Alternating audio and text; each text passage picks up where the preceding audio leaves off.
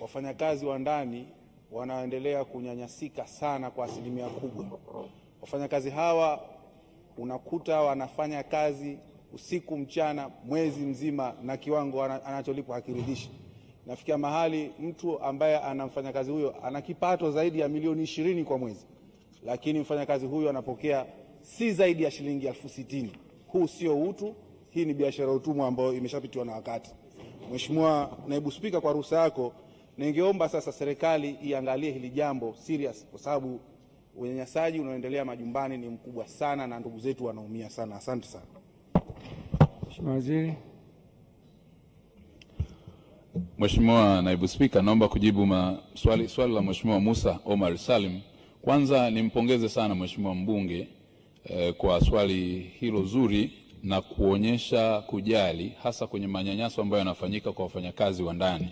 Hata hivyo, serikali yetu imekuwa na sheria, ukiacha Katiba ya Jamhuri ya Muungano wa Tanzania kuhusiana na haki na usawa wa kazi kwa mujibu wa ibara 23, lakini pia kuzuia unyanyasaji na ubaguzi kwa mujibu wa ibara 12 na 13 ya Katiba. Vivyo hivyo tunayo sheria ya kazi, Mheshimiwa Naibu Spika, sheria ya ajira na mahusiano kazini, ambayo inatoa mwongozo wa namna gani kazi ziwe za staha, lakini pia kuwe na sehemu afya na usalama mahali pa kazi kwa maana ya misingi hiyo. Na kwa kufanya hivyo, kwanza kwenye eneo la malipo tunayo amri ya kima cha chini cha mshahara ambayo tulitunga na kuitoa mwaka 2022, na pia sambamba nayo tuna utaratibu sasa ambao tumeanza kwenye hatua ya kusaini na kuratify convention namba 189 ambao ni mkataba wa kimataifa ambao utazungumzia kuhusiana na sasa uwepo wa haki za wafanyakazi wa majumbani. Mojawapo ya haki zinazoangaliwa ni pamoja na masaa ya kazi, kuwa na mikataba ya kazi, lakini pia kuhakikisha kwa wakati wote wanapata haki na stahiki zao na malipo yanayostahili. Na masuala ya unyanyasaji, Mheshimiwa Naibu Spika, yamekuwa yakijitokeza. Wapo wafanyakazi wa ndani ambao wanapewa ujauzito na kufukuzwa, wapo wanaonyimwa chakula, wapo wanaofanya kazi masaa yote. Hayo yote tumekuwa tukiangalia na kuyazingatia kwa kutumia sheria yetu ya kanuni za adhabu sura namba 16, likiwa ni pamoja na kuchangiwa fedha zao kwenye mifuko ya hifadhi ya jamii. Kwa hiyo itakuwa ni haki ambatano ambazo zitakuwa tumezifanya, na hasa tukishaingia katika mchakato huu wa kusaini na kuratify mkataba wa kimataifa namba 189 na kuweza kubadilisha sheria zetu za ndani ili kuweza kuhakikisha kwamba tunasimamia kikamilifu haki zao. Asante Mheshimiwa. Mheshimiwa Magige, jiandae. Mheshimiwa Neema. Nakushukuru Mheshimiwa Naibu Spika. Pamoja na kwamba viongozi wetu wa UWT Taifa wakiongozwa na Mameri Chatanda wamekuwa mstari wa mbele kupinga ukatili dhidi ya wanawake, watoto na hata wanaume, je, serikali ina mpango gani kuhakikisha ukatili wa wasaidizi wa ndani unakoma kabisa?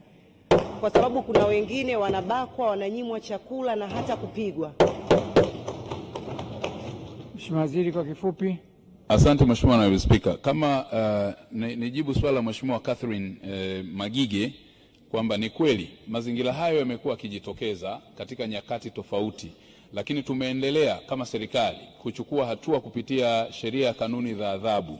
Makosa yoyote ya unyanyasaji, makosa yoyote ya kuvunja haki za binadamu yanaelezwa na kusimamiwa na sheria ya kanuni za adhabu. Ikitokea imebainika mfanyakazi wa ndani amenyanyaswa kwa namna yoyote ile, hatua kali za kisheria zinachukuliwa. Kwa hiyo niombe na kutoa rai kwa niaba ya ofisi ya Waziri Mkuu kwamba ikitokea kuna manyanyaso maeneo yoyote, ni wajibu wa jamii sasa kuripoti jambo hilo katika uongozi wa serikali za mitaa ama polisi.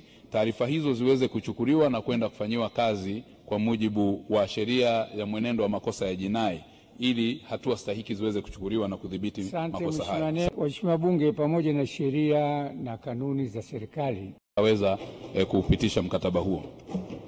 Asante. Waheshimiwa bunge, pamoja na sheria na kanuni za serikali, lazima tuweke utu na ubinadamu kwa watumishi wa ndani. Tujiulize wenyewe humu ndani, kila mtu ajiulize kwenye moyo wake, kweli tunawatendea haki watumishi wa ndani? Sisi humu ndani tuanze wenyewe, halafu ndo tuulize sheria. Kwa utu na ubinadamu ndo msingi wa kuwatunza na kuwalinda watumishi wa ndani. Mtumishi wa ndani anakaa na mwanao, mtumishi wa ndani anakaa na mali yako. Kwa hiyo niombe sana, pamoja na sheria tujirudi nyuma na kumwogopa Mungu, kutoa haki kwa watumishi wa ndani.